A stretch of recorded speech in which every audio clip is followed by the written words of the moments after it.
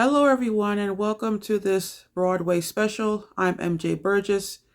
Today, we are going to take a break from movie reviews to pay tribute to The Phantom of the Opera.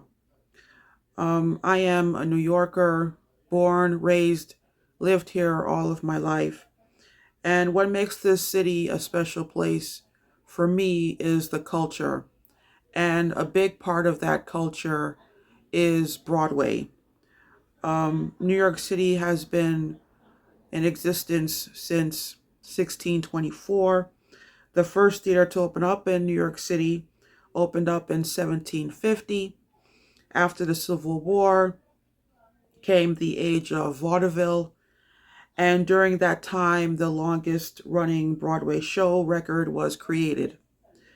The first Broadway show to hold that record was a show called The Black Crook, which premiered on September 12th, 1866, and it ran for 474 performances. The age of vaudeville ended, and it naturally transitioned into Broadway by the end of World War One. Phantom of the Opera premiered on Broadway in January 1988, and in January 2006 it became Broadway's longest running show. By February 2012, it celebrated its 10,000th Broadway performance, and it's the first production to reach the 10,000 mark. Tomorrow is Sunday, April 16th, and The Phantom will take its last bow. For me, tomorrow will be one of the saddest days in New York City history. And after that brief history lesson, you understand why I say that. I am not exaggerating. The Phantom has been on Broadway for the past 35 years. It's been part of the culture for so long that I don't even see it as a Broadway musical anymore. It's it's a Broadway institution. And I am going to keep this tribute short because if I don't, I'll cry. But I just want to tell you what The Phantom has meant to me.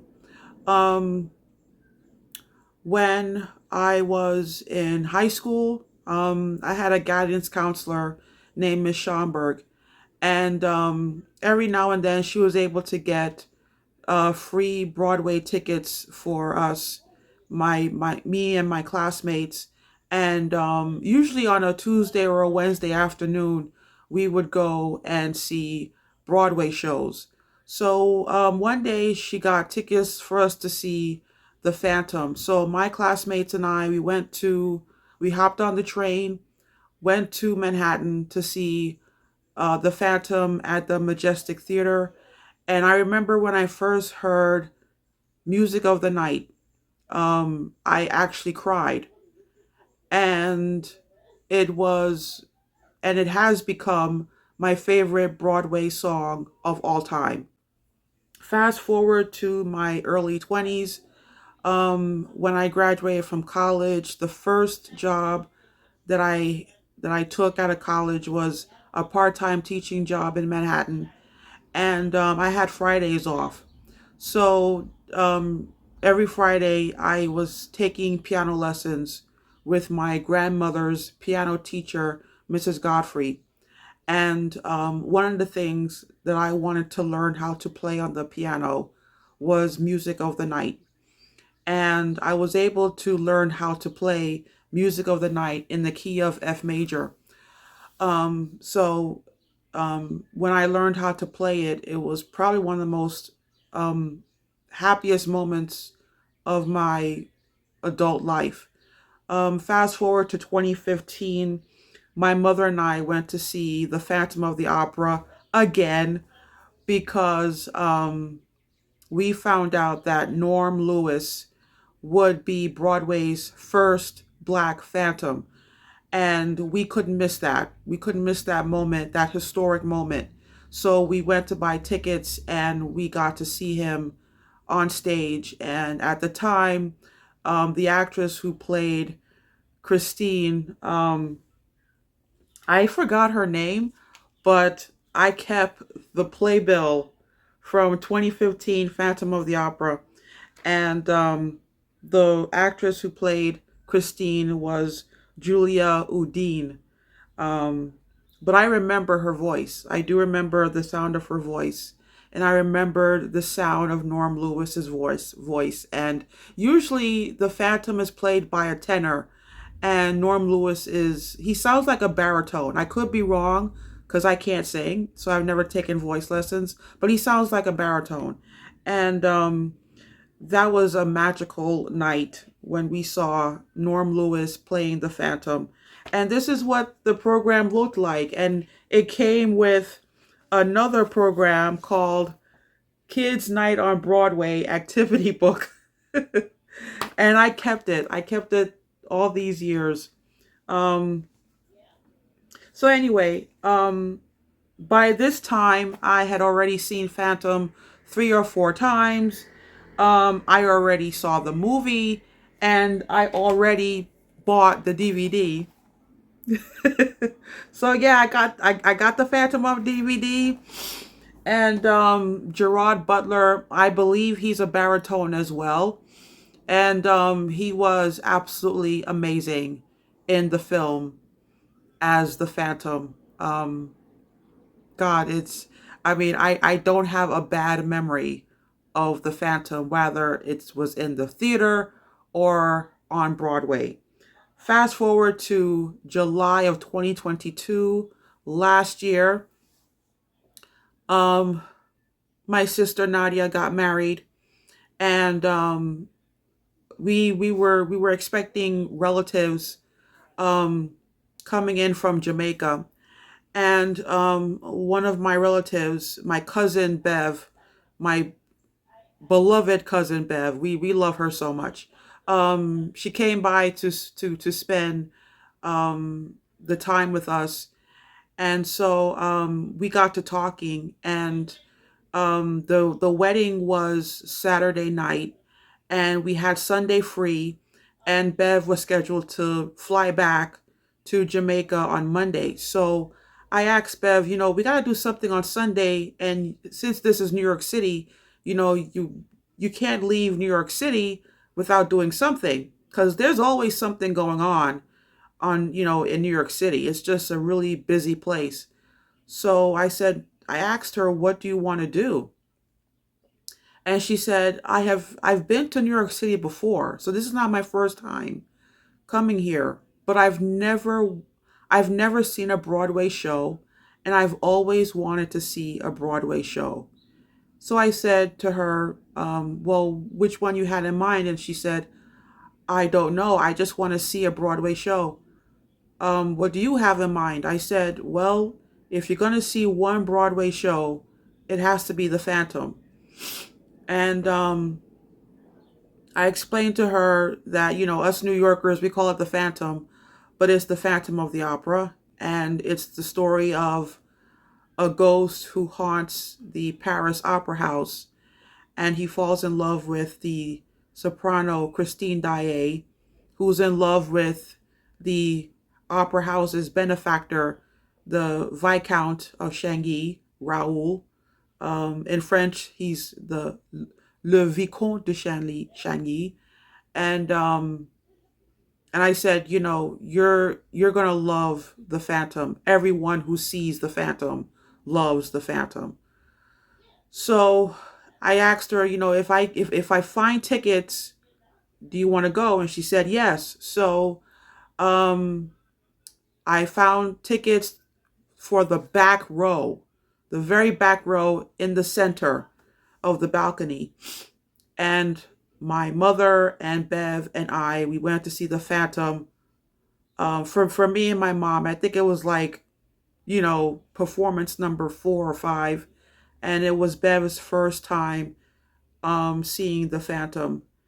And I remember sitting there during the intermission, and we were sitting in the center back row, and the sides, the balcony towards the sides in the back to my left and to my right were empty. And that day when we saw the performance, I counted about 50 empty seats. And all I kept thinking was, I hope that COVID pandemic does not take the Phantom away from us.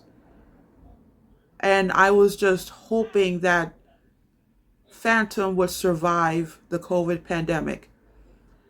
Another reason why I was praying is because right now, Broadway has its first Black Christine. And when I went to see The Phantom last July, Christine was played by her understudy. The understudy was absolutely brilliant. You know, she's such a beautiful singer that we forgot we were watching an understudy.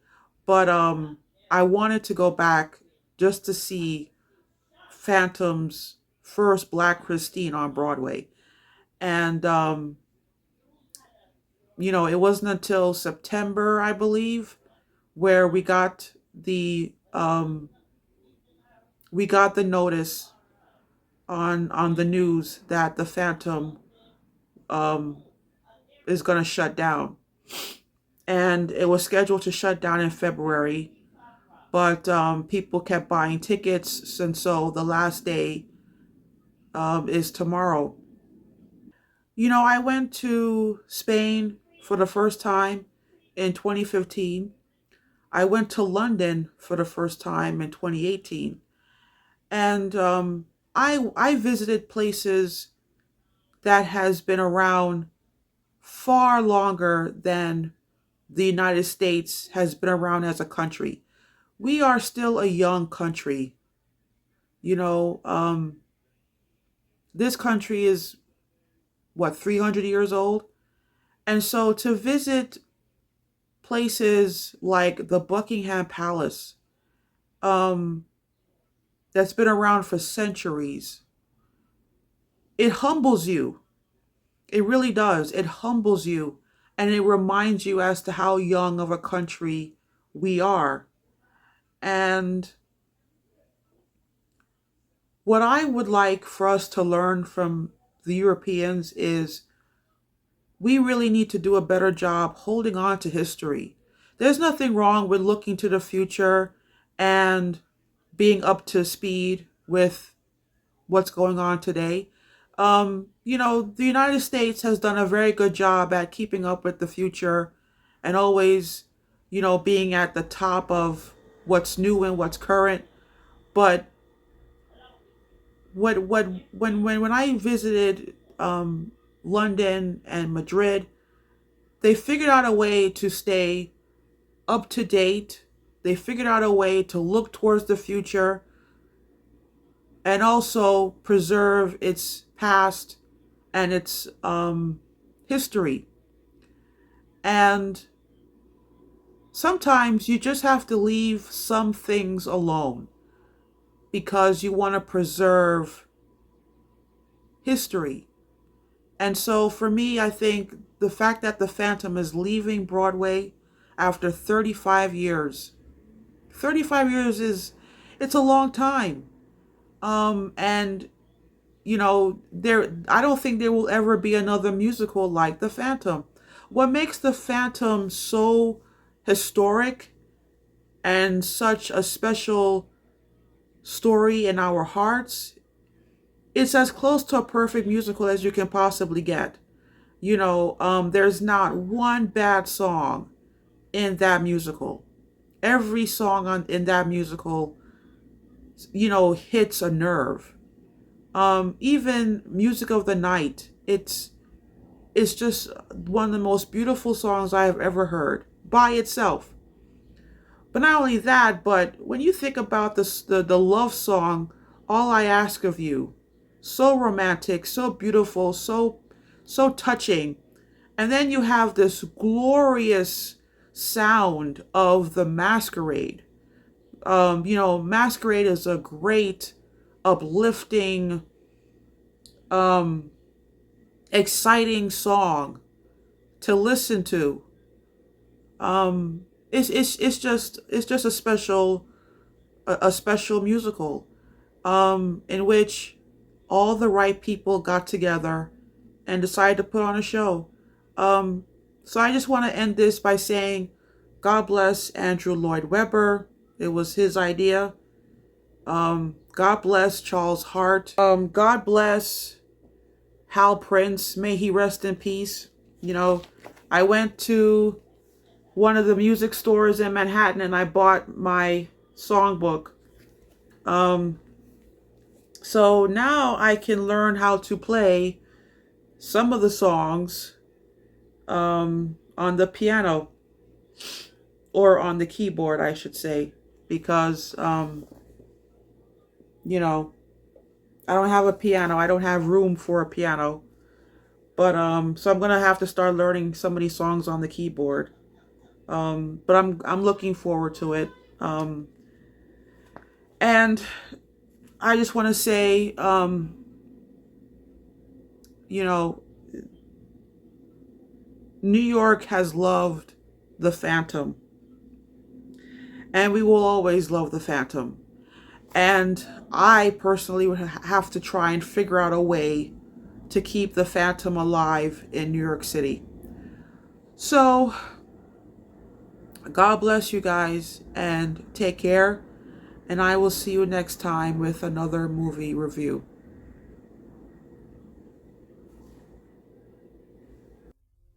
Nighttime sharpens, heightens each sensation. Darkness stirs and wakes imagination. Silently the senses abandon their defenses.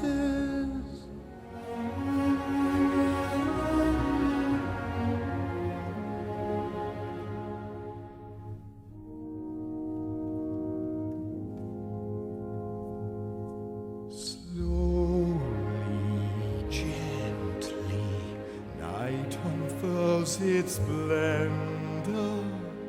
Grasp it, sense it, tremulous and tender. Turn your face away from the garish light of day.